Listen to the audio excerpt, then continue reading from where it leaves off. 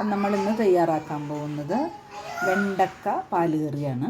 അപ്പോൾ അതിലേക്ക് നമ്മൾ 2 തക്കാളി എടുത്തിട്ടുണ്ട്, 2 ചെറിയ സവാള എടുത്തിട്ടുണ്ട്, കുറച്ച് വേപ്പില എടുത്തിട്ടുണ്ട്, 5-6 പച്ചമുളക് എടുത്തിട്ടുണ്ട്.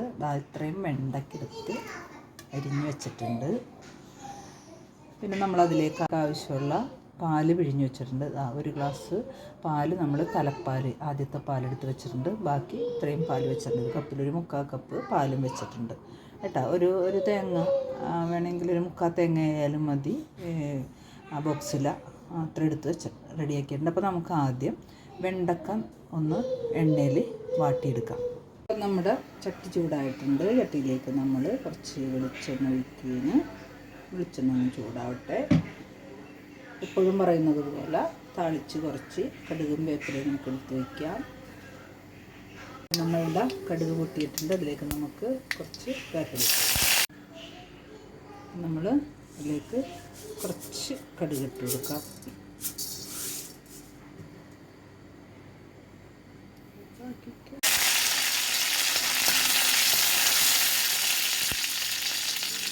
നമ്മൾ ലേശം കൊണ്ട് വെളിച്ചെണ്ണ ഒഴിക്കുകയാണ്. അതിലേക്ക് നമ്മൾ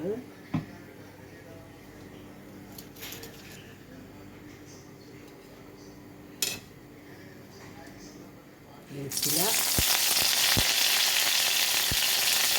പച്ചമുളക്,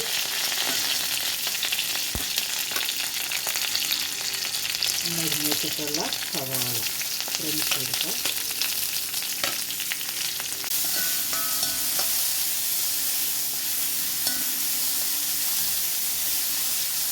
സവാളയുടെ വെള്ളമൊക്കെ പോയിട്ടുണ്ട്. അപ്പം നമുക്കതിലേക്ക് കുറച്ച് ഉപ്പിട്ട് കൊടുക്കാം. നന്നായിട്ട് വാടി വരും.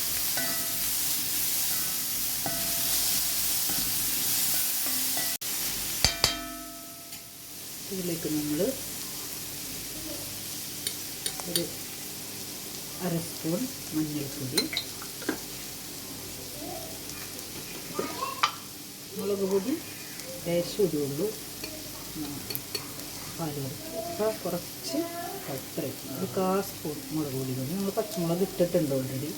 അതിൻ്റെ ഒരു ലേശം ഇട്ടുണ്ട്.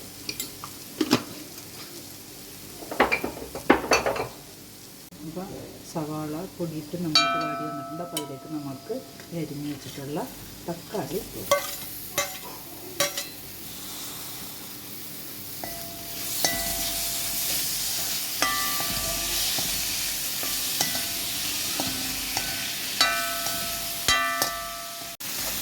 ഇപ്പോൾ തക്കാളി നന്നായിട്ട് വാടി വന്നിട്ടുണ്ട്. അപ്പോൾ നമ്മൾ ഉപ്പ് പുരട്ടിയാണ് ഈ വെണ്ടക്ക വാട്ടിയിരിക്കുന്നത്. അപ്പോൾ നമുക്കിതിലേക്ക് വെണ്ടക്ക ഇട്ടെടുക്കാം.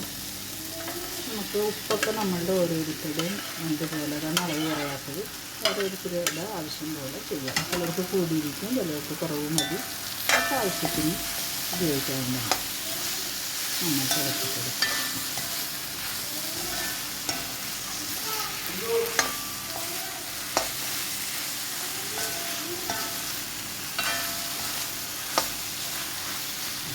നമുക്കിതിലേക്ക് 2 പാല് ഒഴിച്ചു കൊടുക്കാം.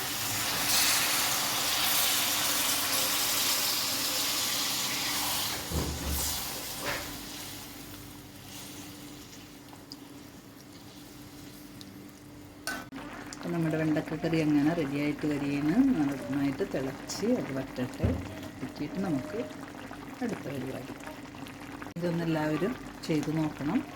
എന്നിട്ട് അഭിപ്രായങ്ങൾ പറയണം. ലൈക്ക് ചെയ്യണം, സബ്സ്ക്രൈബ് ചെയ്യണം.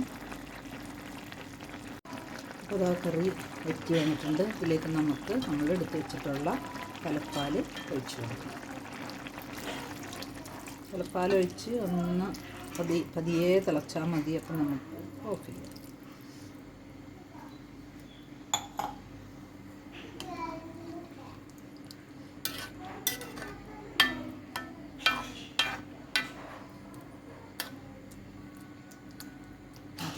ഒന്ന് തിളച്ച് വരട്ടെ.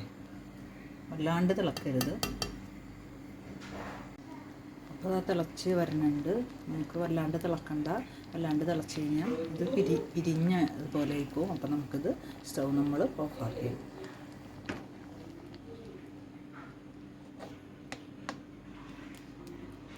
ഉള്ളത് താളിച്ച് വെച്ചത് നമ്മൾ ഇതിനകത്തേക്ക് ഇട്ട് കൊടുക്കണം.